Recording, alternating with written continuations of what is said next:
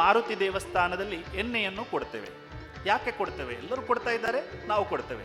ಯಾಕೆ ಕೊಡ್ತೇವೆ?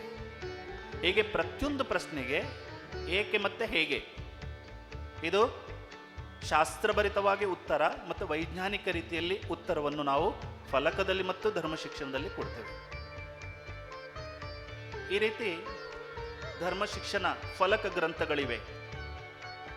ಈ ಫಲಕವನ್ನು ನೋಡಿದ ನಂತರ ತಿರುಪತಿ ದೇವಸ್ಥಾನದವರು ಒಂದು ದಿನದ ಪ್ರಸಾದದೊಟ್ಟಿಗೆ 40,000 ಗ್ರಂಥಗಳನ್ನು ಅಲ್ಲಿ ಅವರು ಪ್ರಸಾದದೊಟ್ಟಿಗೆ ವಿನಾಮೂಲ್ಯವಾಗಿ ಕೊಟ್ಟರು. ತಾವು ಕೂಡ ತಮ್ಮ ದೇವಸ್ಥಾನಕ್ಕೆ ಬರುವವರಿಗೆ ವಿನಾಮೂಲ್ಯನೂ ಕೊಡ್ಬೋದು ಅಥವಾ ಅವರಿಂದ ಶುಲ್ಕ ತಗೊಂಡು ಕೂಡ ಕೊಡ್ಬೋದು. ಮುಖ್ಯವಾಗಿ ಅವರಿಗೆ ಧರ್ಮ ಶಿಕ್ಷಣವನ್ನು ಕೊಡಬೇಕಾಗಿದೆ ಬಂಧುಗಳೇ.